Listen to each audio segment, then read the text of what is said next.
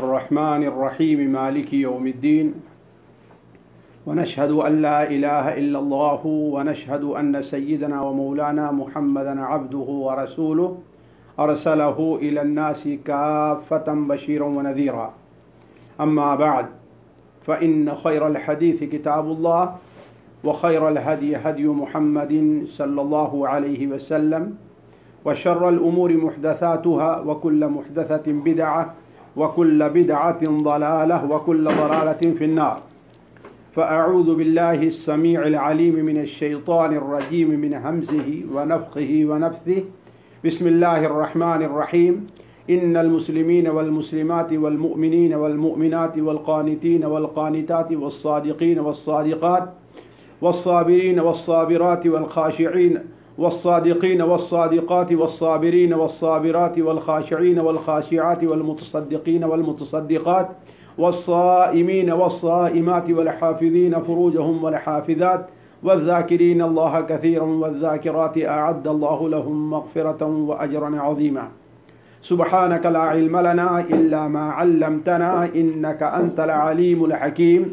رب اشرح لي صدري ويسر لي أمري واحلل عقدة من لساني يفقه قولي واحلل عقدة من لساني يفقه قولي. عزیز ساتھیوں، قابل احترام بہنوں اور بچیوں، السلام علیکم ورحمۃ اللہ وبرکاتہ. اس دنیا میں ہر مسلمان بلکہ ہر انسان، خواہ مرد ہو وہ عورت، کسی نہ کسی کی طرف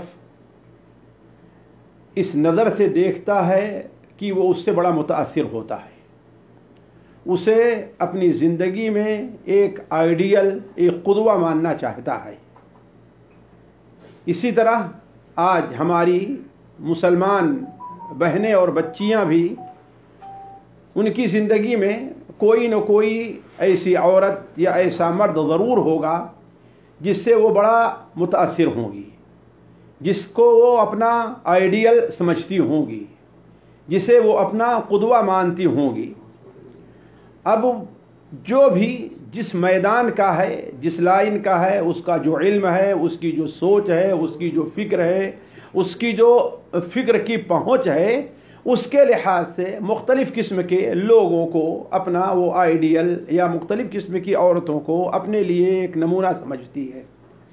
حالانکہ اگر دیکھا جائے تو فعلاً شرعی طور پر یا عقلی طور پر اگر دیکھا جائے تو ایک مسلمان عورت کے لیے اگر کوئی قدوہ اور عورت بن سکتی ہے جو اس کے لیے کوئی آئیڈیل ہو، خواہ علم کے میدان میں ہو، خواہ دین کے لیے قربانی کے میدان میں ہو، خواہ اسلام کی خدمت کے میدان میں ہو، خواہ اپنے شوہر کی اطاعت کے میدان میں ہو، خواہ اپنے بچوں کی تربیت کے میدان میں ہو، خواہ آخرت پر توجہ کے میدان میں ہو، یعنی جو بھی یہ میادین ہیں ہماری زندگی میں جو آتے ہیں، جس بھی میدان میں ہو، اس میدان میں اگر کوئی کسی کو اپنا قدوہ بنانا چاہے تو میں یہ سمجھتا ہوں کہ صحابیات رضوان اللہ علیہم اجمعین سے بہتر ہماری بہنوں کے لیے قدوہ اور اسوہ کوئی دوسری عورتیں نہیں ہو سکتی.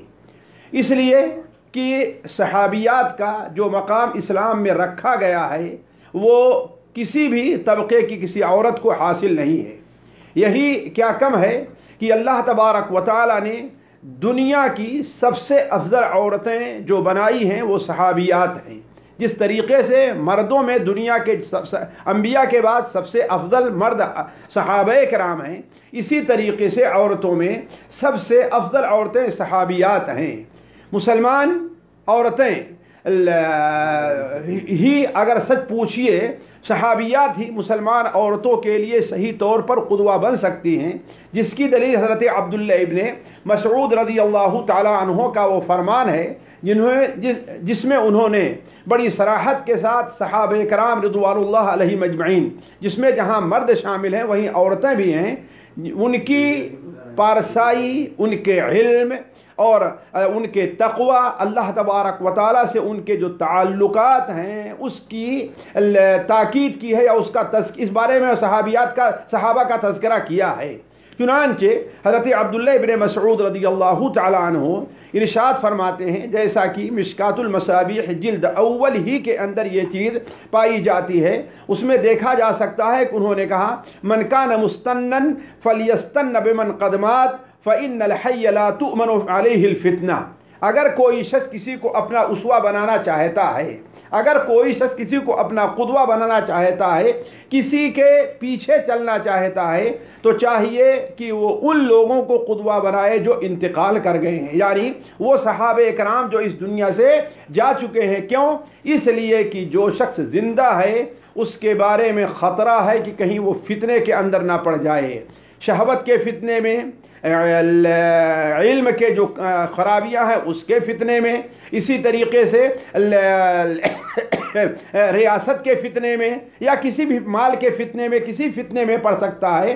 تو فإن الحی لا تؤمن علیہ الفتنہ اولئک اصحاب محمد۔ اب یہ واضح کر رہے ہیں کہ جب انہوں نے یہ بیان کیا کہ فلیتسن بمن قدمات، ان کو اپنا اسوہ بنائے جن کا انتقال ہو گیا، تو اس سے مراد کون ہیں؟ کہا کہ یہ صحابہ کرام رضوان اللہ علیہم اجمعین ہیں، یعنی محمد صلی اللہ علیہ وسلم کے جو صحابی ہیں، کانوا افضل هذه الامہ، اس امت کے سب سے افضل لوگ ہیں، افضل ترین لوگ ہیں، اب فضیلت میں ان کا مقابلہ کوئی نہیں کر سکتا۔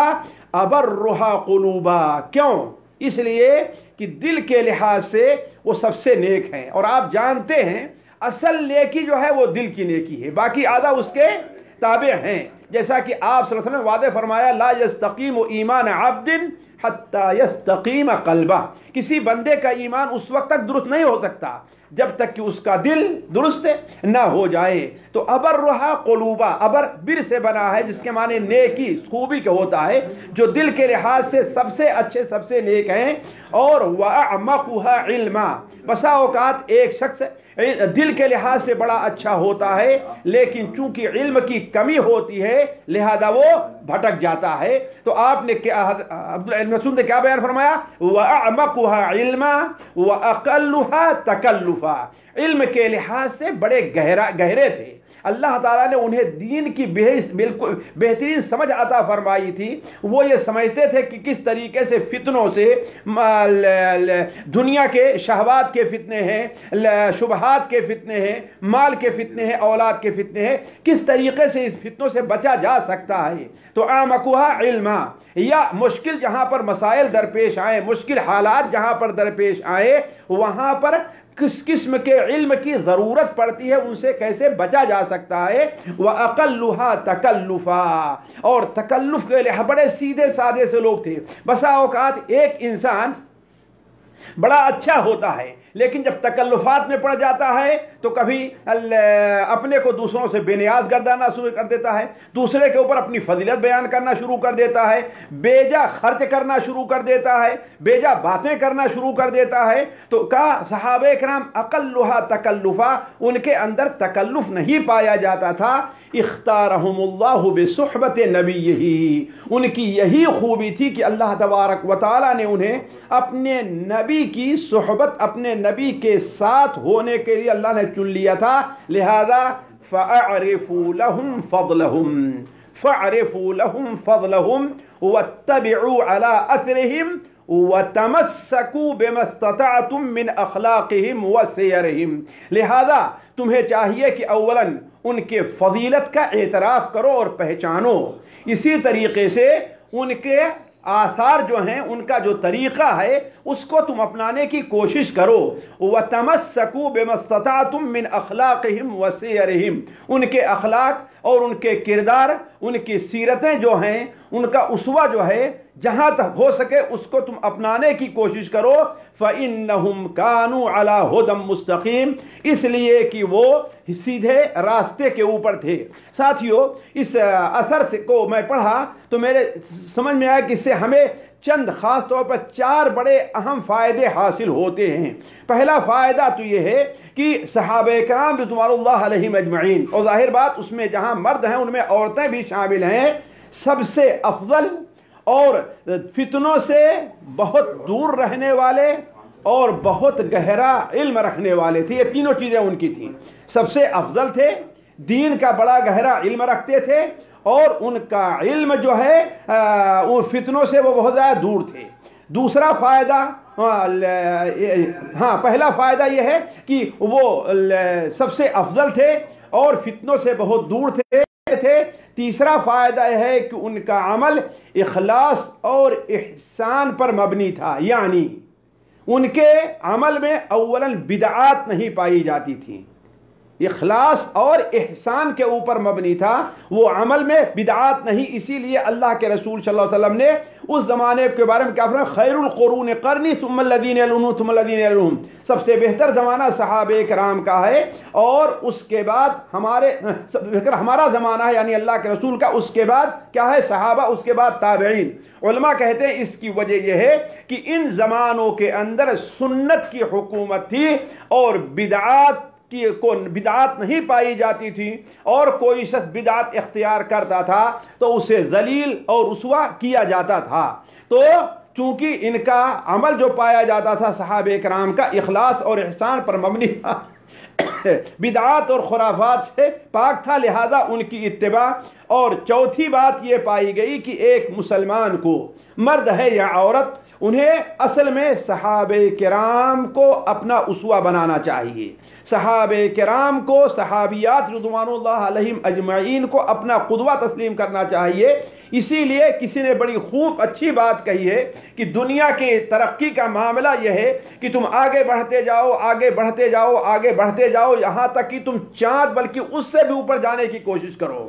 لیکن ایک مسلمان کی ترقی یہ ہے کہ وہ پیچھے ہٹتا جائے، پیچھے ہٹتا جائے، پیچھے ہٹتا جائے، یہاں تک کہ صحابہ کرام رضوان اللہ علیہم کی صف میں جا کر کے کھڑا ہو جائے. زمانہ مانگ رہا ہے دعا ترقی کی، مگر تجھے تیرا عصر کہن ہی راس آئے. تو کہنے کا مطلب یہ ہے کہ اس اثر سے چوتھا فائدہ ہمیں یہ ملتا ہے کہ ہماری بہنوں کو اگر اسوہ بنانا ہے، اگر ہماری بہنوں کو آئیڈیل بنانا ہے، اگر ہماری بہنوں کو کسی عورت کو اپنے لیے بطور نمونہ کے اختیار کرنا ہے، کسی سے متاثر ہونا ہے، تو وہ کیا ہے؟ کون ہے؟ صحابیات رضوان اللہ علیہم اجمعین ہیں. اسی لیے وجہ کیا ہے اس کی؟ کیوں اس کی ایسی بات کیوں کہی جا رہی ہے؟ اس لیے کہ دین کی خدمت میں صحابہ کرام کا جو صحابیات کا جو کردار ہے وہ صحابہ رضوان اللہ علیہم اجمعین سے بطور خدمت کے کم نہیں ہے. ظاہر بات ہے ان کا معاملہ زیادہ ظاہر ہے، وہ ہمارے سامنے زیادہ ہے، اور مرد کو جو فضیلت دی اس کے لحاظ سے ہے، لیکن ایک عورت کے لحاظ سے ایک عورت کو اس کے مقام میں رکھیں اور مرد کو ان کے مقام میں رکھیں تو عورتوں کی جو خدمات ہیں وہ مردوں کے مقابل میں، یعنی صحابیات کی جو خدمات ہیں صحابہ کے مقابلے میں کم نہیں ہیں. مثال کے طور پر اگر آپ دیکھیں اسلام قبول کرنے کا جہاں پر معاملہ ہے، وہاں پر اگر دیکھا جائے مطلقاً تو سب سے پہلے اگر کوئی ذات اسلام لانے والی ہے تو وہ ایک عورت یعنی حضرت خدیجہ رضی اللہ تعالی عنہا ہیں. بلکہ بعض روایات سے تو یہ پتہ چلتا ہے کہ اللہ کے رسول صلی اللہ علیہ وسلم کو صبح کو جب وحی ہوتی ہے تو شام ہوتے ہوتے حضرت خدیجہ ان پر ایمان لے آتی ہیں اور آپ کے ساتھ نماز پڑھتی ہیں. تو کہنے کا مطلب یہ ہے کہ اسلام قبول کرنے میں اگر کسی کو فضیلت حاصل ہے یا سابقیت حاصل ہے جو پہلے ہے، تو جہاں پر حضرت ابوبکر کا نام لیا جاتا رضی اللہ تعالی عنہ، وہیں پر حضرت خدیجہ رضی اللہ تعالی عنہا کا نام پیش ہے. اسی طریقے سے اگر آپ دیکھیں دین کے لیے قربانیاں دینے کا معاملہ، اگر دین کے لیے، فقط دین کے لیے اگر کوئی ذات جان دینے والی ہے تو سب سے پہلے ایک عورت ہے جس نے دین کے لیے اپنی جان قربان کی تھی، اور وہ سمیہ ابن خبات رضی اللہ تعالی عنہا ہیں۔ اسی طریقے سے نبی کریم صلی اللہ علیہ وسلم کی ہاتھ پر بیعت کا جہاں معاملہ آتا ہے، ہجرت کہ آپ ہجرت کر کے آئیں گے تو ہم آپ کی خدمت کریں گے، آپ کی طرف سے دفاع کریں گے، آپ کو پناہ دیں گے، دشمن آپ کے اوپر آئیں گے تو آپ کی طرف سے ویسے ہی ہم دفاع کریں گے جیسے اپنی جان مال اپنی اولاد طرف سے دفاع کرتے ہیں۔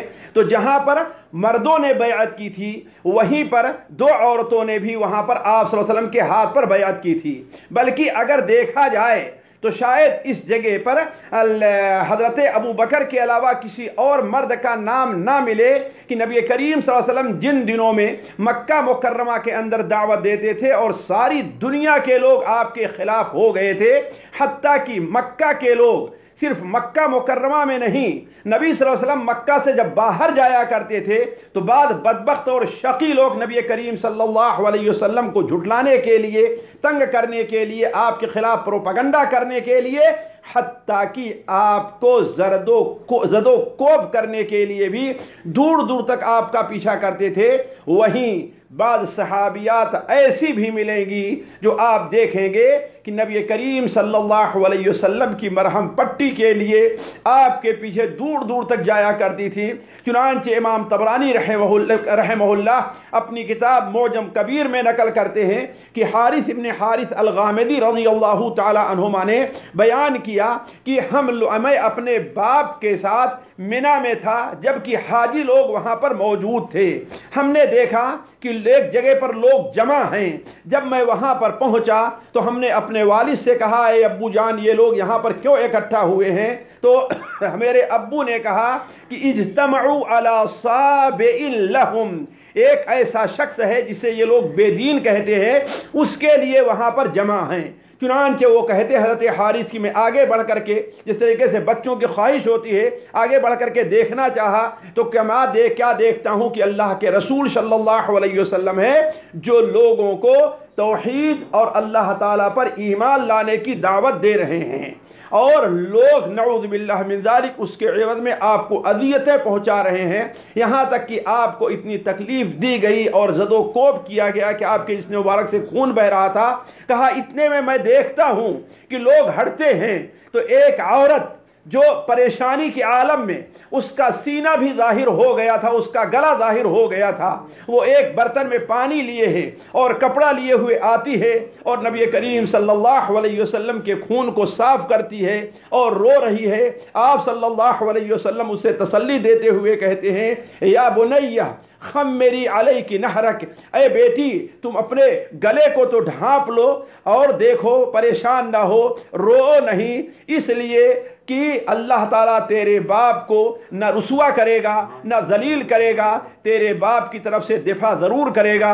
چنانچہ جب وہ وہاں سے ہٹتے ہیں تو ہم نے پوچھا کہ یہ بچی کون ہے، یہ عورت کون ہے؟ تو کہا یہ ان کی بیٹی زینب ہے۔ تو اس کا مطلب یہ ہے کہ اگر ہم دیکھیں آج ہماری بہنیں دنیا کی بہت سی عورتوں کے بارے میں اس قدر متاثر رہا کرتی ہیں کہ جہاں پر دیکھو انہی کی بات اور انہی کا تذکرہ کرتی رہتی ہیں۔ اپنی مجلسوں کے اندر اگر کسی کا تذکرہ ہوتا ہے کسی عورت کا تو ظاہر بات صحابیات کا تذکرہ کم اور دنیا کی بات دیگر عورتوں کا تذکرہ زیادہ ہوا کرتا ہے، جبکہ صحابیات رضوان اللہ علیہم اجمعین کی خدمات دین کے لیے کچھ کم نہیں ہیں۔ آج کا موضوع اسی لیے ہم نے کسی خاص صحابیہ کے بارے میں نہیں بلکہ عام طور پر صحابیات کے بارے میں رکھا ہے۔ اگلی مجلس جو ہماری آپ کی ہوگی کسی خاص صحابیہ کے بارے میں رہے گی، لیکن آج کا مجلس کا جو ہم نے انتخاب کیا ہے آج کی مجلس کا، وہ عمومی طور پر صحابیات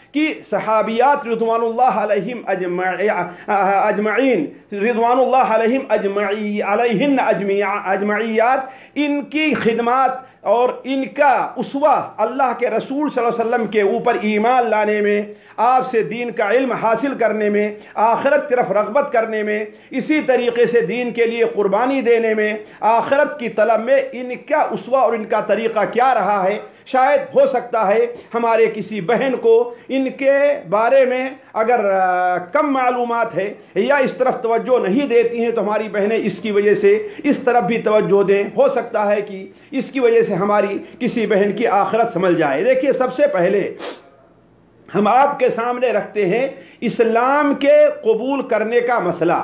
آپ جانتے ہیں اور ہماری بہنیں بھی جانتی ہیں، جیسے اس سے پہلے ہم نے کہا کہ اسلام قبول کرنے میں عورتیں بہت ہی پیش رہیں۔ اسی لیے آپ دیکھیں السابقین الاولین میں جن کا ذکر کیا جاتا ہے وہاں پر جہاں مسلمانوں کا ہے وہاں پر مردوں کا ہے صحابہ کا، وہیں پر متعدد عورتوں کا ہے۔ جیسے سمیہ ابن خباب جس کا ہم نے ذکر کیا، حضرت ام سلمہ رضی اللہ تعالی عنہا ہیں، اسماء بنت عمیس ہیں، حضرت عمر رضی اللہ تعالی عنہ کی بہن حضرت فاطمہ بنت خطاب رضی اللہ تعالی عنہا ہیں۔ اسی طریقے سے نبی کریم صلی اللہ علیہ وسلم جب مدینہ منورہ ہجرت کر کے تشریف لے آئے تو آپ کے اوپر ایمان لانے والی عورتوں میں پہل کرنے والی جیسے حضرت ام سلیم رضی اللہ تعالی عنہا ہیں یا ان کی بہن ہے۔ تو اس طریقے سے اگر آپ دیکھیں، میں تفصیل میں نہیں جانا چاہتا کہ اسلام قبول کرنے میں صحابیات کا یا اسلام قبول کرنے میں جلد بازی کرنے میں صحابیات کا بہت بڑا دخل رہا ہے۔ اور جیسا کہ ہم نے اس سے پہلے اشارہ کیا کہ جب نبی کریم صلی اللہ علیہ وسلم پر بیعت کا معاملہ آیا آپ کے ہاتھ پر، بیعت عقبہ، تو وہاں پر جہاں مرد آگے بڑھے وہاں پر دو صحابیات بھی ایسے جن کا نام بہت تفصیل کے ساتھ اور بڑی صراحت کے ساتھ حدیثوں کے اندر آتا ہے۔ حضرت نصیبہ بنت کعب ام عمارہ جو بڑی مشہور ہے، اور ان کی خدمات دین کے لیے تو بہت زیادہ ہے، بلکہ ان کی خدمات کے لیے تو ایک پوری مجلس بھی اگر منعقد کی جائے تو وہ بھی کافی نہیں ہوگی کہ کس طریقے سے وہ دین کے لیے قربانیاں دیا کرتی تھی، جس کی وجہ سے بسا اوقات ان کا ایک ہاتھ بھی کٹ گیا تھا، اور مجاہدین کی مرہم پٹی کے لیے کس طریقے سے وہ ہر وقت تیار رہا کرتی تھی۔ اسی طریقے سے اسماء بنت عمرو بھی ایک ہے، اسماء یہ بھی ان صحابیات میں ہے جنہوں نے نبی کریم صلی اللہ علیہ وسلم کے ہاتھ پر عقبہ کے موقع پر بیعت کی تھی۔ دیکھیے، اسلام قبول کر لینے کے بعد سب سے بڑا مسئلہ مسلمانوں کا جو آتا ہے وہ توحید کی پابندی ہے اور شرک سے برائی ہے۔ صحابیات رضوان اللہ علیہم اجمعین کی اگر سیرت کو ہم دیکھیں تو توحید کے اندر بسا اوقات بعض ایسی صحابیات کا تذکرہ ملتا ہے کہ آج کے اپنے کو مرد کہنے والے یا بعد کے بہت سے اپنے کو مرد کہنے والے لوگ بھی دین کے لیے یا توحید کے اوپر اتنی پختگی ظاہر نہیں کر سکتے اور توحید کے لیے اتنی قربانی نہیں دے سکتے، شرک سے اتنی دور نہیں رہتے جتنا کہ وہ دور رہا کرتی تھی۔ مثال کے طور پر معرفت الصحابہ کے اندر امام ابو نعیم رحمہ اللہ نے، اسی طریقے سے طبقات ابن سعد کے اندر امام ابن سعد رحمہ اللہ نے بعد ان صحابیات کا تذکرہ کرتے ہیں جن کو اسلام لانے کے عوض جنہیں اذیت پہنچائی جایا کرتی تھی۔ ان میں متعدد صحابیات کا تذکرہ کرتے ہوئے ایک صحابیہ زنیرہ رضی اللہ تعالی عنہ ہیں۔ بعض روایات کے مطابق حضرت عمر کی اسی بنو عدی کی یہ لونڈی تھیں، بعض روایات میں دوسرے کی تھیں، بعض حضرت عمر انہیں تکلیف دیا کرتے تھے، بعض روایات میں ابو جہل انہیں تکلیف دیا کرتا تھا۔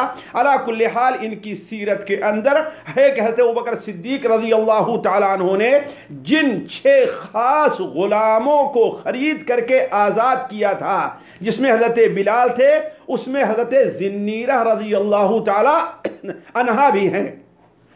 انہیں اس قدر اذیت پہنچائی گئی صرف دین قبول کرنے اور توحید پر قائم رہنے کی وجہ سے کہ ان کی آنکھ کی بینائی جاتی رہی، تو مشرکین ہنستے تھے اور کہتے تھے اذهب بصرها اللات والعزى، لات اور عزا نے اس کی آنکھ چھین لی، اس لیے کہ یہ لات عزا کو نہیں مانتی ہے۔ اسی وقت انہوں نے بڑی دلیری کے ساتھ کہا کذبوا وبیت اللہ، بیت اللہ کی قسم، اللہ کے اس گھر کی قسم، اس لیے کہ اس وقت کبھی یہ چیز حرام نہیں قرار دی گئی تھی، اس گھر کی قسم یہ جھوٹ بول رہے ہیں، ما تضر اللات والعزى شیئا، لات اور عزا کسی کو کوئی نقصان نہیں پہنچا سکتے ہیں، یہ میری آنکھ جو گئی ہے وہ اللہ تبارک و تعالیٰ کی طرف سے ہے، وہی آنکھوں کو چھیننے والا ہے اور وہی بینائی دینے والا ہے۔ چنانچہ روایات میں ہے کہ اللہ تبارک و تعالیٰ نے ان کی بینائی کو جانے کے بعد واپس کر دیا۔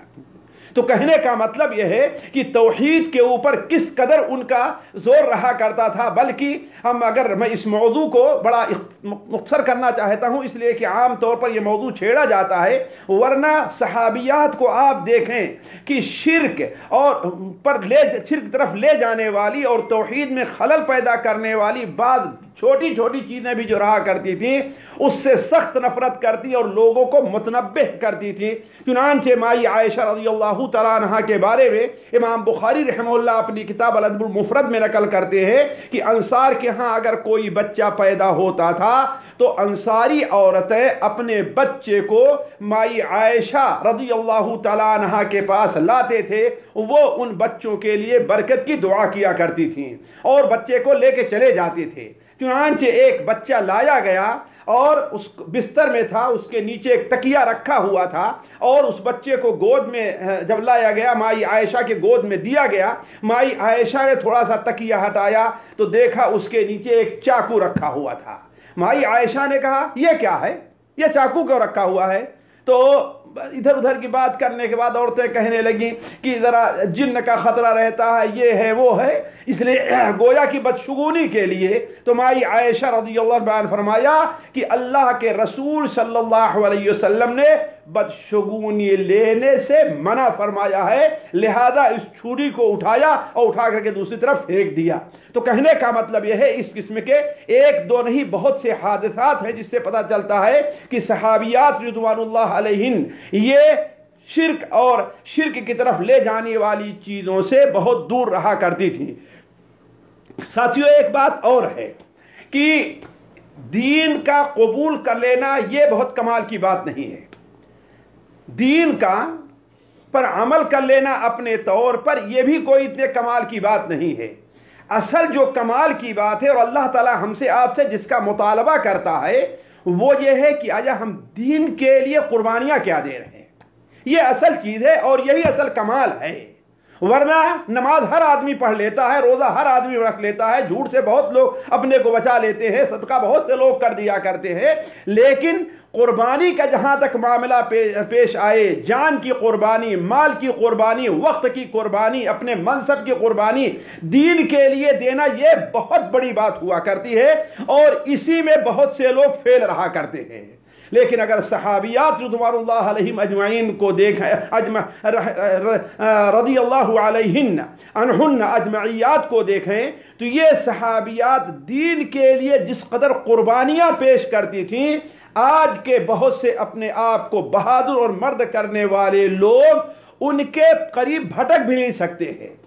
تبھی تو بلکہ یہ اگر کہا جائے کہ اللہ تبارک و تعالیٰ کے اس فرمان کی عملی مصداق جہاں پر صحابہ کرام تھے وہیں پر صحابیات رضوان اللہ علیہن بھی تھیں، جیسا کہ اللہ تعالیٰ فرماتا ان اللہ اشترى من المؤمنین انفسهم واموالهم بان لهم الجنہ، اللہ تعالیٰ نے مومنین سے ان کے جانوں اور ان کے مالوں کو خرید لیا ہے۔ کتنی پیاری آیت ہے کہ اللہ نے خرید لیا ہے۔ ذرا خود سوچیں کہ اللہ جو خریدے گا کتنا عظیم ہے اللہ تعالیٰ، اور جو چیز خریدے گا وہ کتنی عظیم ہوگی۔ کاش کہ ہم اس کو سمجھیں اور اپنی جان اور اپنی مال کی قدر جسم کی قدر کریں کہ ہمیں اللہ نے کتنا اونچا مقام دیا ہے کہ اللہ نے مومنوں کے جان اور مال کو خرید لیا ہے۔ کس کے عوض؟ کس کے عوض؟ بِأَنَّ لَهُمْ الْجَنَّةُ، انہیں جنت ملنے والی ہے۔ تو صحابیات رضوان اللہ عنہن جس طریقے سے صحابہ کرام اس آیت کے مصداق تھے ویسے صحابیات بھی تھی۔ مثال کے طور پر میں ایک مثال آپ کے سامنے رکھتا ہوں۔ حضرت اسماء بنت ابی بکر رضی اللہ تعالی عنہا، اور یہ ان صحابیات میں سے ہیں جو پہلے اسلام قبول کی ہیں، سابقات میں ہیں، اور دین کے لیے ان کی قربانیوں سے تاریخ کے صفحات بھرے پڑے ہیں۔ اور یہی قربانی ان کی جہاں پہلے سے شروع ہوئی، لیکن اس کا سب سے پہلے جو اظہار ہوا ہے وہ آپ صلی اللہ علیہ وسلم کی ہجرت کے واقعے میں ہوا ہے۔ چنانچہ حضرت اسما بنت ابی بکر رضی اللہ تعالی عنہا، جو حضرت عائشہ رضی اللہ تعالی عنہا سے تقریباً 10 سال بڑی تھی، ان کی بہن ہے جو کہ 10 سال بڑی تھی، حضرت اسما جب نبی کریم صلی اللہ علیہ وسلم حضرت ابو بکر کا سامان تیار کرنے لگی، جب ہجرت کے لیے آپ نکل رہے تھے تو جس ایک کپڑے میں باندھا، اب کپڑے کا جو منہ کس طریقے سے باندھا جائے اس کے لیے کوئی سامان گھر میں نہیں مل رہا تھا۔ حضرت اسما کو کچھ اور نہیں دکھائی دیا، ایک قیمتی پٹکا اپنے کمر میں باندھی ہوئی تھی، اسی کو کھولتی ہیں اور اس کو 2 حصے میں بانٹ کر کے ایک حصہ اپنی کمر کے لیے رکھتی ہیں اور دوسرے حصے سے نبی کریم صلی اللہ علیہ وسلم کا توشے دار تیار کر دیتی ہیں۔ تبھی تو تاریخ میں ان کا نام ذات النطاقین کے نام سے مشہور ہے۔ اسما ذات النطاقین یعنی 2 پٹکے والی کی ایک ہی پٹکا تھا۔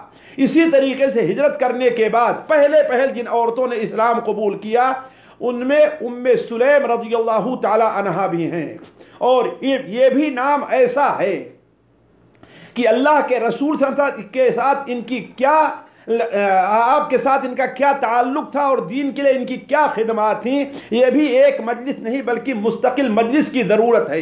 حضرت اسما، حضرت ام سلیم رضی اللہ تعالی عنہا یہ جب مسلمان ہو گئیں تو ان کے شوہر مالک ناراض تھے، راضی نہیں تھے، بڑی کوشش کیا کہ یہ دین سے پھر جائیں لیکن راضی نہیں ہوئے۔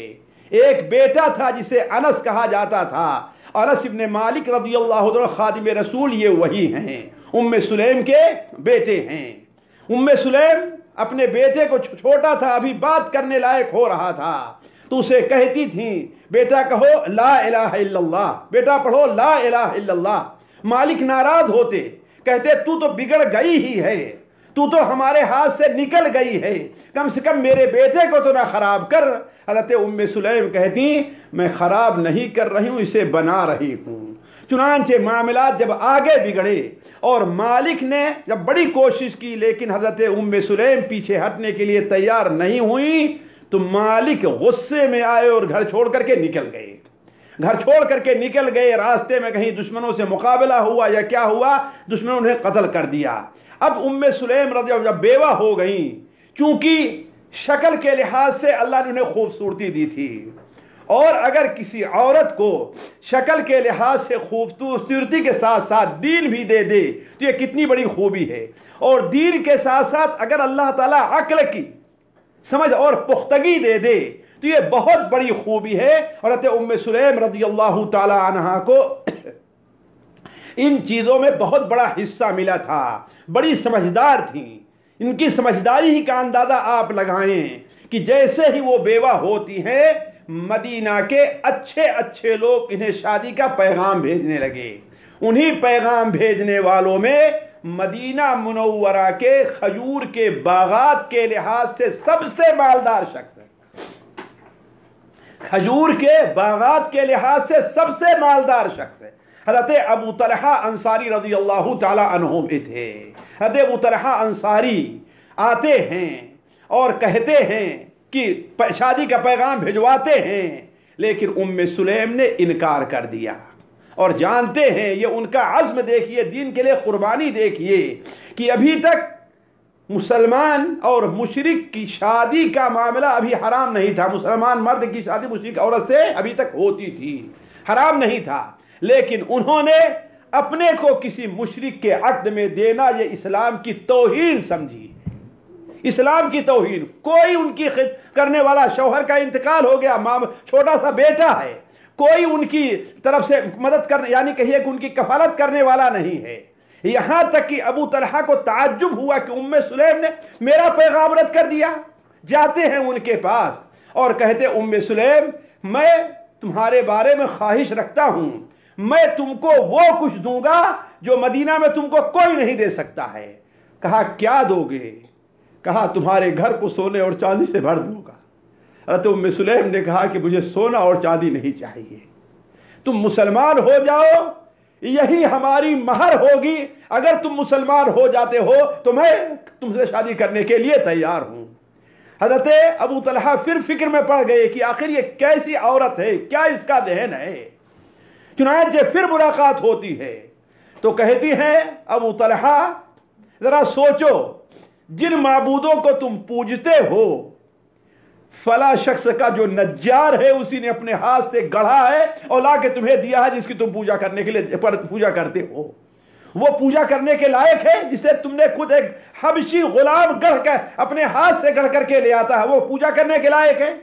ابو طلحہ کے اوپر اس بات کا بہت اثر ہوا، چنانچہ گئے، سوچنے کے بعد آئے، مسلمان ہو گئے، اور جب مسلمان ہو گئے تو ان کی شادی حضرت ام سلیم سے ہو گئی، اور مہر میں ام سلیم نے ان سے کچھ بھی نہیں لیا۔ تو کہنے کا مطلب یہ ہے کہ دین کے لیے قربانیاں دینا صحابیات رضوان اللہ علیہ عنہن سے کوئی آدمی سیکھے، کوئی عورت ہماری بہنیں سیکھیں۔ میں حضرت ام سلیم کے ساتھ ساتھ حضرت ام سلمہ رضی اللہ تعالی عنہا کے ہجرت کا واقعہ بڑا طویل اور کس قدر انہیں تکلیفیں اٹھانی پڑی میں اس کو نہیں ذکر کرنا چاہتا، صرف اشارہ کرتے چلتا ہوں، ہماری بہنیں دیکھیں کس قدر قربانی دی کہ جب حضرت ابو سلمہ رضی اللہ تعالی عنہ جو کہ سابقین الاولین میں تھے، ان کے ساتھ ان کی بیوی ام سلمہ بھی، دونوں بنو مخزوم کے تھے، مسلمان ہوئے، اور ہجرت کے لیے جب نکلنے لگے ام سلمہ خود کہتی ہیں مجھے اپنے اونٹنی پر بیٹھایا اور میرے سامنے میرے بیٹے ابو سلمہ کو رکھ دیا اور اونٹ کی نکیل پکڑ کر کے جا رہے تھے کہ ہمارے خاندان کے لوگوں نے ہمیں ان سے جدا کر دیا، زبردستی چھین لیا، یہاں تک کہ میں بچے کو لے کر کے واپس چلی آئی، لیکن ابو سلمہ رکے نہیں، ہجرت کے لیے چلے گئے اور اکیلے آ گئی۔ اب جب ادھر آئی تو ابو سلمہ کے گھر والوں کو معلوم ہوا تو زبردستی آ کر کے سلمہ کو ہم سے چھین کے لے جاتے ہیں کہ تم اپنی بیٹی اپنے ساتھ رکھو، ہمارے بیٹے کیوں رکھو گے، اس کو چھین لے گئے، یہاں تک کہ چھینا جھپٹی کے اندر سلمہ کا ہاتھ بھی اکھڑ گیا۔ حضرت ام سلمہ کہتی ہے کہ سال بھر ایسے گزر گئے، میں روز آنا گھر سے نکلتی اور اس جگہ پر آ کر کے بیٹھ جاتی جہاں سے میرے شوہر کو مجھ سے چھینا گیا تھا، اور بیٹھ کے شام تک روتی رہتی، جب شام ہوتی تو میں اپنے گھر واپس چلی جاتی، ایک دو دن نہیں، پورا سال گزر گیا۔ سال بھر کے بعد ہائے اس زود پشیمہ کا پشیمہ ہونا، تو خاندان کے لوگوں کو غیرت آئی اور ہمارے گھر والوں سے کہا کہ تم لوگ کتنے ظالم ہو، جب یہ نہیں راضی ہے تو چھوڑ دو اس کو جانے کے لیے۔ علی کل حال کہنے کا مطلب کہ بڑا لمبا واقعہ ہے ان کی ہجرت کا، کس قدر جو ہے انہوں نے قربانیاں دی ہیں یار۔ اسی طریقے سے صحابیات رضوان اللہ عنہن یہ جو ہے دین کے بارے میں جہاں ان کی قربانی ہے، وہ دین کا علم حاصل کرنے میں وہ پیچھے نہیں رہا کرتی تھیں، اس لیے کہ جانتے ہیں علم انسان کی رہنمائی کرتا ہے، علم نور ہے، علم ہدایت ہے، بغیر علم کے عبادت گمراہی کا سبب بنتی ہے۔ اسی لیے اللہ تبارک و تعالی نے ہمیں اور آپ کو یہ حکم دیا ہے کہ دن میں کم سے کم ہم 17 بار بے علم کے عبادت کرنے والوں کی کہ اس میں سے ہم اور آپ اللہ کی ہم اس سے پناہ مانگے اور اس سے بچنے کی کوشش کریں۔ غیر المغضوب علیہم ولا الضالین، ضالین سے مراد کون ہے؟ نصارہ ہیں۔ کیوں؟ اس لیے گمراہ ہوئے کہ بغیر علم کے وہ اللہ کی عبادت کیا کرتے تھے۔ اس چیز کو صحابہ نے جس طریقے سے سمجھا، صحابیات رضوان اللہ عنہن نے بھی اچھی طریقے سے سمجھا ہے، اسی لیے وہ علم حاصل کرنے میں علم دین سے پیش رہا کرتی تھیں۔ چنانچہ مائی عائشہ رضی اللہ تعالی عنہا نے صحابیات کی اس صفت کا ذکر جو ہے بڑی صراحت کے ساتھ کیا ہے۔ صحیح بخاری کے اندر معلقر ہے، لیکن صحیح مسلم میں سند کے ساتھ مروی ہے۔ ایک مائی عائشہ بیان فرماتی ہے نعم النساء نساء الانصار، انصار کی عورتیں کتنی اچھی عورتیں ہیں۔ کس بارے میں اچھی ہیں؟ کیا خوبصورت ہیں؟ کس بارے میں اچھی ہیں؟ مالدار ہیں؟ کس بارے میں اچھی ہیں؟ نہیں، اچھائی کی وجہ یہ ہے لم یکن یمنعہن الحیاء ان یتفقہن فی الدین، حیا دین سیکھنے میں حائل نہیں ہوا کرتی تھی۔ اسی لیے حضرت اللہ کے رسول صلی اللہ علیہ وسلم سے ایک بار ایک صحابیہ حضرت اسماء بنت یزید بن سکن کہتی اے اللہ کے رسول صلی اللہ علیہ وسلم میرے پاس عورتیں آتی ہیں اور کہہ رہی ہیں کہ اللہ کے رسول صلی اللہ علیہ وسلم تمہیں اچھا مقام دیتے ہیں، آپ سے کہو کہ جس طریقے سے مردوں کے لیے مجلسیں رکھتے ہیں ایسے ہمارے لیے مجلسیں رکھیں تاکہ ہم بھی آپ سے دین کو سیکھا کریں۔ اور یہ حدیث جانتے ہیں صحیح بخاری معلقاً اور صحیح مسلم کے اندر بھی یہ حدیث پائی جا رہی ہے۔ حتیٰ کہ ساتھیوں اگر دیکھا جائے تو صرف اپنے نہیں بلکہ ہماری بہنوں کو سوچنا چاہیے کہ وہ اپنے بچوں کو بھی دین سکھانے کی بہت حریص رہا کرتی ہیں۔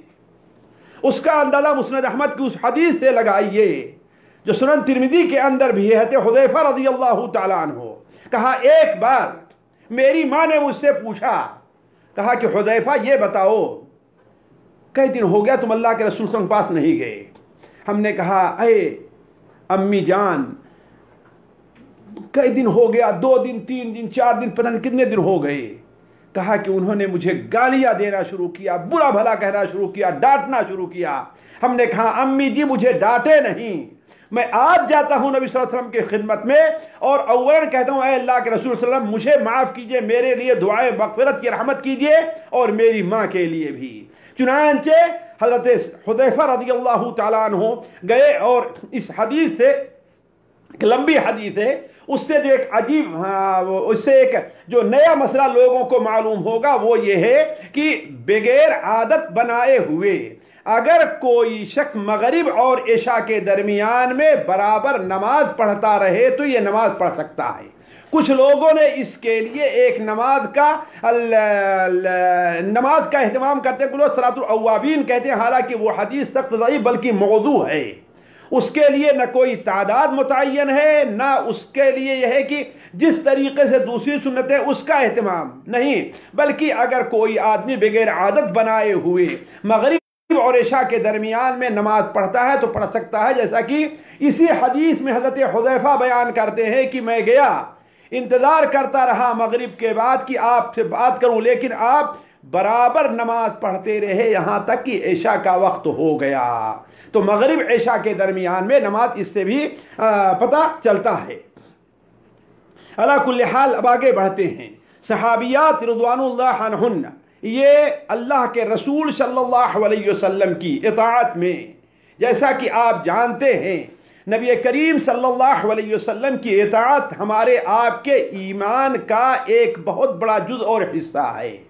اگر کوئی شخص ایمان قبول کرتا ہے، قرآن کو مانے اور حدیث کو مانے، اور یہ نہیں مانتا ہے کہ ہاں اللہ کے رسول صلی اللہ علیہ وسلم کی اطاعت ہمارے اوپر ویسے قرآن کی اطاعت اور اللہ تعالیٰ کی ہے، تو اس کا مطلب یہ ہے کہ وہ شخص جو ہے اپنے ایمان کا محاسبہ کرے، اس کا ایمان نہیں ہے۔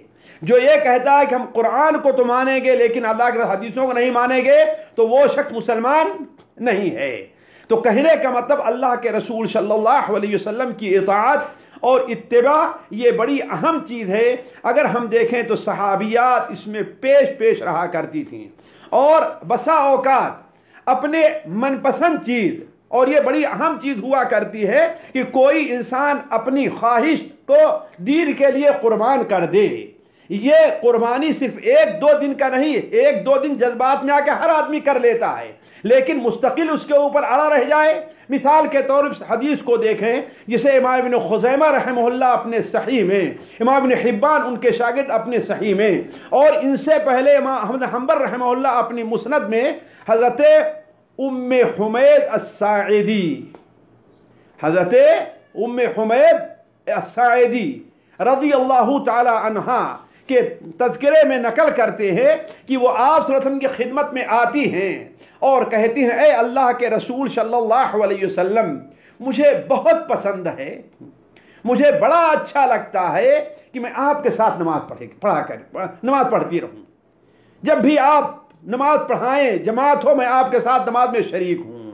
آپ صلی اللہ علیہ وسلم نے فرمایا قد علمت انکی تحبین الصلاة معی، مجھے معلوم ہے، میں جانتا ہوں کہ تو چاہتی ہے، تجھے یہ محبوب ہے کہ تو میرے ساتھ نماز پڑھے، لیکن یاد رکھ صلاتک فی بیتک خیر لک من صلاتک فی حجرتک وصلاتک فی حجرتک خیر لک من صلاتک فی دارک وصلاتک فی دارک خیر لک من صلاتک فی مسجد قومک الی آخر الحدیث، او کما قال علیہ السلام. تیرا اپنے اس خاص کمرے میں نماز پڑھنا جس میں تو سوتی ہے، کوئی دوسرا اور نہیں جاتا بغیر اجازت کے. تیرا اس کمرے میں نماز پڑھنا تیرے اور گھر کے جو کمرے ہیں ان میں نماز پڑھنے سے بہتر ہے، جس میں لوگ آیا جایا کرتے ہیں. اور تیرا اپنے گھر کے جو کمرے ہیں ان میں نماز پڑھنا گھر کے صحن میں نماز پڑھنے سے بہتر ہے. اور تیرا گھر کے صحن میں نماز پڑھنا اپنے محلے کے مسجد میں نماز پڑھنے سے بہتر ہے. اور تیرا اپنے محلے کی مسجد میں نماز پڑھنا میری مسجد میں نماز پڑھنے سے بہتر. ذرا آپ اندازہ لگائیں، ذرا سوچیں. آپ صلی اللہ علیہ وسلم کی مسجد میں نماز پڑھنا کتنے بڑے ثواب کا کام ہے، لیکن آپ صلی اللہ علیہ وسلم اسے 5ویں 4تھے درجے پہ لے جا کر کے رکھا ہے. آپ نے کہا تیرا اپنے خاص کمرے میں نماز پڑھنا اپنے گھر میں نماز پڑھنے سے بہتر ہے. اپنے گھر میں نماز پڑھنا گھر کے صحن میں نماز پڑھنے سے بہتر ہے. گھر کے صحن میں نماز پڑھنا اپنے محلے کی مسجد میں نماز پڑھنے سے بہتر ہے. اور اپنے محلے کی مسجد میں نماز پڑھنا میری مسجد میں نماز پڑھنے دیکھیں گویا کہ یعنی کوئی عورت اپنے گھر کے بالکل تاریک کمرے میں نماز پڑھے تو وہ مسجد نبوی میں نماز پڑھنے سے 5 درجہ بہتر آپ نے بنایا ہے. لیکن وہ صحابیہ سنتی ہیں، ان کو بہت پسند ہے. لیکن کیا کہا انہوں نے؟ اس کے بعد سے اپنے گھر کا جو تاریک ترین جگہ تھی اپنے گھر میں وہاں پر ایک مسجد بنا لی اور اسی میں نماز پڑھتی رہی یہاں تک کہ ان کا انتقال ہو گیا. اس کے بعد سے ایک دن بھی مسجد نبوی میں نماز پڑھنے نہیں آئی. کیوں؟ آپ صلی اللہ علیہ وسلم کا فرمان ان کے سامنے آ گیا. ساتھیو، مسند احمد کے اندر مستدرک حاکم میں حضرت انس بن مالک رضی اللہ تعالیٰ عنہ سے مروی ہے کہ ایک صحابی ہیں جن کا تذکرہ ہم نے اپنے ایک مستقل درس میں بھی کیا تھا، حضرت جلیبیب رضی اللہ تعالیٰ عنہ. ایک بار آپ صلی اللہ علیہ وسلم نے ان سے کہا کہ جلیبیب تم شادی نہیں کرو گے؟ کہا ہے اللہ کے رسول مجھ سے شادی کون کرے گا، مجھے تو بچے پاگل سمجھ کر کے پتھر مارتے رہتے، مجھ سے ہنستے رہتے، مجھے لوگ جمع کر لیے، اگر کسی کو ہنسنا ہوا تو میری باتیں سن کر کے لوگ جمع کر لیے اور ہنستے رہتے، میرے سے شادی کون کرے گا. خاموش ہو گیا. ایک صحابی کے بارے میں انصاری کے سنا کہ ان کی لڑکی ہے جو شادی کے لائق ہے، وہ نماز پڑھتے تھے آپ کے ساتھ، تو آپ نے ان سے کہا کہ تم اپنی بیٹی مجھے دے دو. انہوں نے سمجھا کہ اللہ کے رسول اس سے شادی کرنا چاہتے ہیں. کہا اللہ کے رسول بڑی خوشی کی بات ہے، اس میں کون کہنے کی بات ہے، بہت خوشی ہے. آپ نے کہا میں اپنے لیے نہیں چاہ رہا ہوں، میں جلیبیب کے لیے اس سے مانگ رہا ہوں. تو کہنے لگے اللہ کے رسول اب اس کی ماں سے پوچھ لوں. تو اب تک تو خوشی سے، لیکن اب کیا کہا، اے اللہ کے رسول صلی اللہ علیہ وسلم اس کی ماں سے مشورہ کر لوں. تو آپ نے کہا ٹھیک ہے مشورہ کر کے بتاؤ. چنانچہ جاتے ہیں، جب اس لڑکی کے ماں یعنی اپنی بیوی سے کہتے ہیں کہ اللہ کے رسول صلی اللہ علیہ وسلم نے جلیبیب کا ہاتھ مانگا ہے. کہا اپنے لیے؟ کہا نہیں اپنے لیے نہیں. کس کے لیے؟ کہا کہ جلیبیب کے لیے. کہا کہ ہاں جلیبیب کو دوں گی، فلاں نے پیغام دیا، فلاں نے دیا، فلاں نے دیا، جلیب کیوں دے دوں گی. اب وہ بیچارے جب دیکھا کہ ماں بیوی جو ہے بچی کی ماں بیوی راضی نہیں ہوئی تو اپنا واپس جانے کے اللہ کے رسول کو بتائیں. اب یہی شرما رہے تھے، سوچ رہے تھے کیسے جواب دوں کیسے جواب دوں. اتنے سے وہ لڑکی جو پیچھے پردے سے سن رہی تھی وہ باہر نکلتی ہے، امی سے کہتی کہ ابو کیا کہہ رہے تھے؟ کہتی ہاں جلیبیب کے لیے تیرا ہاتھ مانگنے آئے تھے. کہا کس کی طرف سے آئے تھے؟ کہا اللہ کے رسول. کہا اللہ کے رسول طرف سے آئے تھے اور اللہ کے رسول نے مانگا ہو تو واپس کر دے گی، یہ کیسے ہو سکتا ہے؟ اللہ کے رسول صلی اللہ علیہ وسلم معاملہ ہے تو ہمیں اللہ ضائع نہیں کرے گا. چنانچہ اپنے باپ کو واپس بلایا اور ماں نے جب دیکھا کہ بیٹی راضی ہے تو اس پر راضی ہو گئی. اور قصہ لمبا ہے ساتھیوں. تو کہنے کا مطلب یہ ہے کہ صحابیات کو آپ دیکھیں کہ کس طریقے سے وہ اللہ کے رسول صلی اللہ علیہ وسلم کے لیے جو ہے اپنا سب کچھ قربان کر دینے کے لیے وہ تیار رہا کرتی ہیں. حضرت ام سلیم کا دیکھیں، اس سے پہلے میں آپ کے سامنے ذکر کر چکا ہوں. اسی طریقے سے ساتھیوں، دین کا ایک اصول اور ہے جو بڑا اہم ہے اور آج ہمارے صرف عورتوں نہیں بلکہ مردوں کے درمیان سے بھی غائب ہے، بلکہ بہت سے لوگ تو سمجھتے نہیں کہ یہ بھی دین کا ایک حصہ ہے. وہ کیا چیز ہے؟ ولا اور برا کا معاملہ. یعنی ایک شخص مسلمان جب ہو گیا، کلمہ لا الہ الا محمد رسول اللہ پڑھ لیا، تو اب اس کا قرب، اس کی مدد، اس کی دوستی، اس کے نیک جذبات، اس کی خیر خواہی کس کے لیے ہونی چاہیے؟ ظاہر بات اللہ اور اس سے متعلقہ چیزوں کے لیے ہونی چاہیے. اللہ کے لیے، رسول کے لیے، مسلمانوں کے لیے، دین کے لیے، مسجد کے لیے، ہر چیز کے لیے ہونی چاہیے. اور اس کے برخلاف اس کو نفرت کس سے ہونی چاہیے؟ اللہ کے باغیوں سے، دین کے باغیوں سے، اللہ کی نافرمانی کی جو چیزیں ہیں اس سے. یہ دین کی بہت بڑی اساس ہے جسے علماء عقیدہ الورا اور برا کہا کرتے ہیں. اور اگر آپ یہ دیکھیں جہاں یہ چیز صحابہ کرام میں پائی جاتی تھی وہیں صحابیات میں بھی اعلیٰ درجے کی پائی جاتی تھی. میں صرف ایک یا دو مثال دیتا ہوں اس لیے کہ وقت زیادہ ہو رہا ہے. سب سے پہلی مثال حضرت اسماء بنت ابی بکر جن کا اس سے پہلے آ چکا ہے. جب صلح حدیبیہ اللہ کے رسول صلی اللہ علیہ وسلم اور مکہ کے مشرکین کے درمیان، قریش درمیان صلح ہو گئی، تو اب مکہ کے لوگوں کا جو ابھی مشرک تھے مدینہ منورہ آنا اور مدینہ منورہ کے بعد لوگوں کو جانا یہ عام ہو گیا، اس لیے کہ اب صلح ہے، کوئی کسی کے اوپر حملہ نہیں کرے گا. اسی درمیان حضرت ابوبکر کی وہ بیوی جو مسلمان نہیں ہوئی تھی اور وہیں رہ گئی تھی، یعنی حضرت اسماء کی والدہ، وہ آتی ہیں اپنی بیٹی سے ملاقات کرنے کے لیے. بیٹی نے ملاقات کرنے سے انکار کر دیا. والدہ آ رہی ہیں لیکن بیٹی نے ملاقات کرنے سے انکار کر دیا. آتی ہیں اللہ کی خدمت میں اور کہا کہ اے اللہ کے رسول صلی اللہ علیہ وسلم، میری والدہ آئی ہیں اور میرے پاس آنا چاہتی ہیں. اللہ کے رسول صلی اللہ علیہ وسلم فرمایا کہ دیکھو ان کے ساتھ خیر کرنے، بھلائی کرنے میں کوئی برا نہیں ہے. لا ينهاكم الله عن الذين يقاتلوكم في الدين ولم يخرجوكم من دياركم ان تبروهم وتقسطوا اليهم وان الله يحب المقسطين. دیکھیں، بلکہ طبقات ابن سعد وغیرہ میں تو یہاں تک ہے کہ جن دنوں ابو سفیان ابھی اسلام قبول نہیں کیے تھے، مکہ سے مدینہ منورہ آتے ہیں تو ان کی بیٹی جو ام حبیبہ اللہ کے رسول صلی اللہ علیہ وسلم کے عقد میں تھیں، ام حبیبہ رضی اللہ تعالی عنہا، جب آتے ہیں اپنی بیٹی کے پاس آئے، بستر پر بیٹھنے لگے تو انہوں نے اپنے باپ کے لیے اللہ کے رسول کے بستر کو جائز نہ سمجھا بلکہ پلٹ کر کے رکھ دیا کہ خالی چارپائی کے اوپر بیٹھے. انہوں نے کہا بیٹی یہ کیا؟ کہا آپ مشرک ہیں اور مشرک کے لیے مناسب نہیں کہ اللہ کے رسول صلی اللہ علیہ وسلم بستر کے اوپر بیٹھے. تو یہ بڑی اہم چیز ہے، ہماری بہنوں کو سوچنا چاہیے کہ ان کے نیک جذبات، ان کا دلی تعلق، ان کے محبت کس کے ساتھ ہو. کیا آج فلموں میں گانے اور ناچنے والی عورتوں کے ساتھ ہو؟ ان کا تذکرہ کریں، ان سے خوش، ان کو اپنا اچھا سمجھیں، ان کے جیسا لباس، ان کے جیسے اپنے بال کٹانا شروع کریں، یا کہ صحابیات رضوان اللہ علیہم اجمعین کو اپنا اسوہ، اپنا قدوہ بنانا ہے. اسی طریقے سے ساتھیوں باتیں اس سلسلے میں بہت ہیں. صحابہ کرام، صحابیات رضوان اللہ عنہن، ان کے بارے میں آپ دیکھیے اللہ تبارک و تعالیٰ نے جو گھر کی زندگی کا نظام بنایا ہے اسلام کے اندر، اس میں شوہر کو عورت کے اوپر قوامیت اور سرداری دی ہے، اور یہ فطری چیز بھی ہے. اب کسی ملک کے اندر وزیر اعظم ایک ہی ہوتا، دو وزیر اعظم نہیں ہوا کرتے.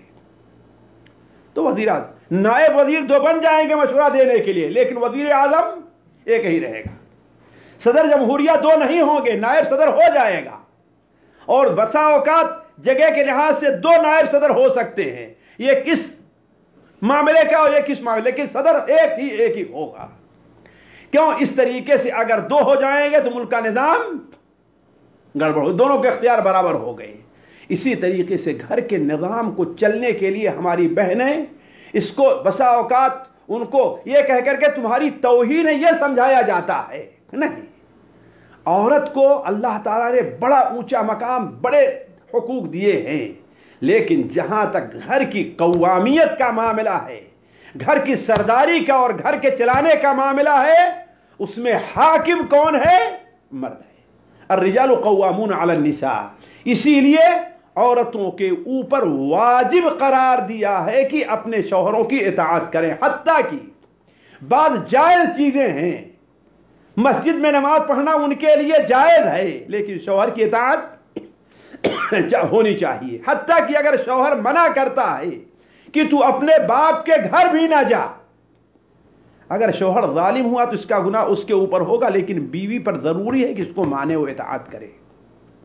اگر دیکھیں تو صحابیات رضوان اللہ علیہن عنہن یہ اس سلسلے میں کس قدر نبی کریم صلی اللہ علیہ وسلم کے احکام کی پابندی کرتی تھیں.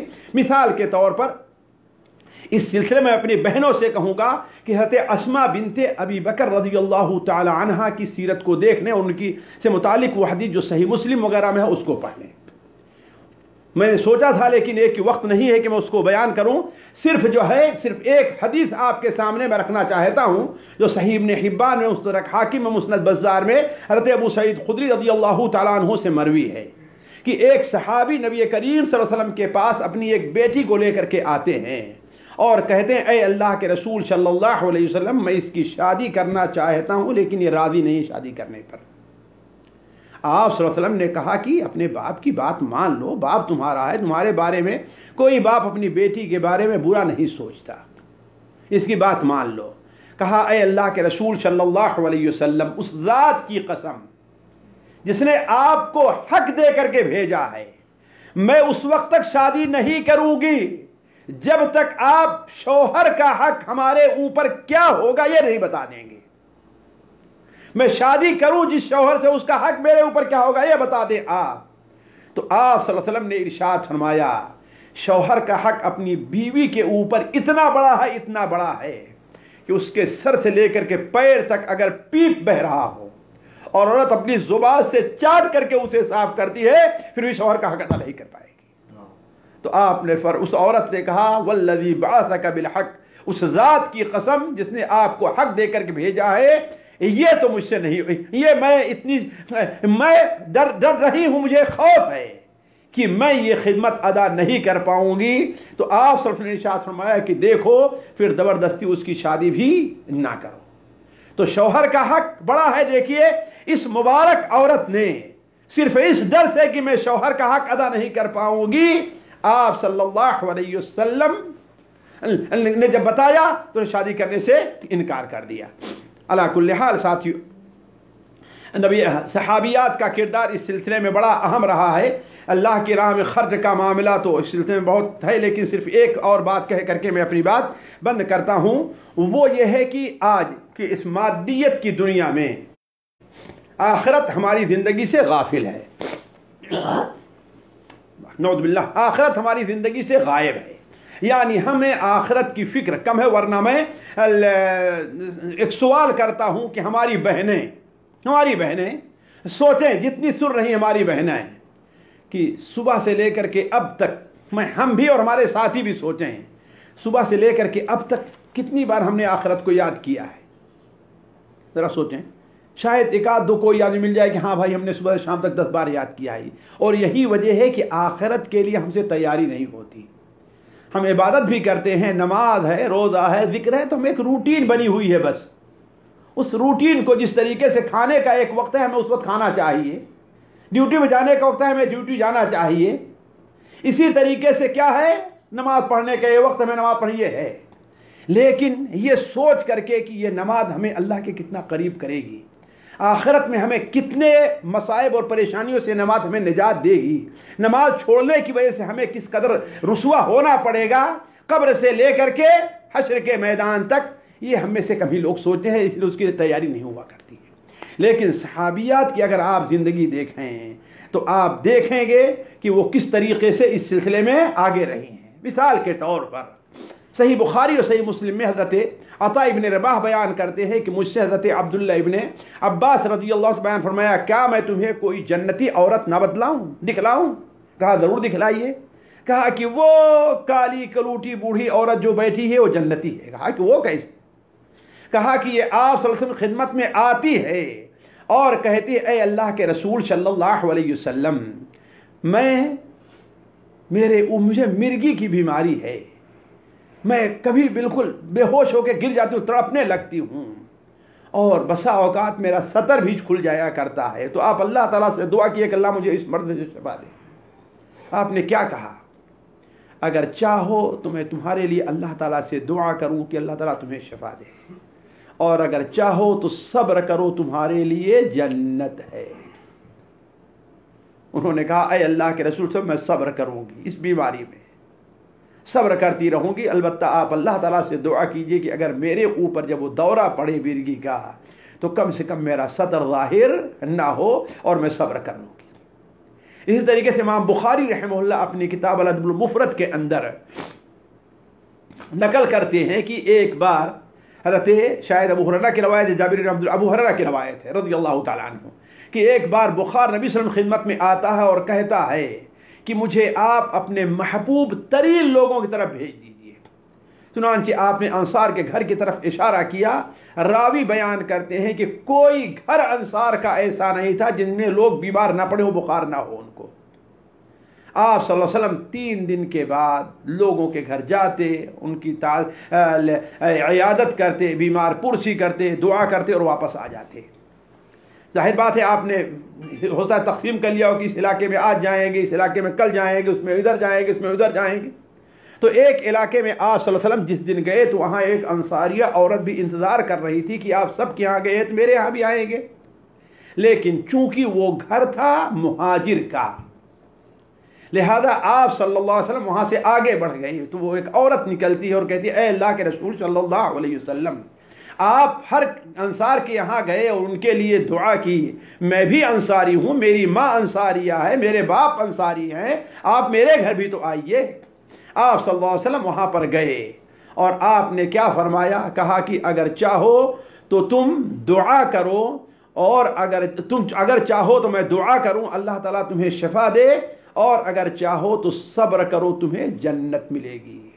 انہوں نے کہا، اے اللہ کے رسول صلی اللہ علیہ وسلم، بل اصبر، بلکہ میں صبر کروں گی، ولا اجعل الجنت خطرہ، میں جنت کو خطرے میں نہیں ڈال سکتی، مجھے جنت چاہیے، مجھے صبر دے۔ تو کہنے کا مطلب یہ ہے کہ اس طریقے سے 1-2 نہیں، دسیوں واقعات آپ کو ملیں گے کہ کس طریقے سے انصاریہ عورتیں رضی اللہ عنہن وہ دنیا کے مقابلے میں آخرت کو ترجیح دیا کرتی تھیں۔ اللہ تبارک و تعالیٰ سے دعا ہے کہ اللہ تبارک و تعالیٰ ہماری تمام بہنوں کو صحابیات کی سیرت پڑھنے، ان سے عبرت حاصل کرنے اور انہیں بطور اسوہ کے قبول کرنے کی توفیق عطا فرمائے۔ والسلام علیکم ورحمۃ اللہ وبرکاتہ۔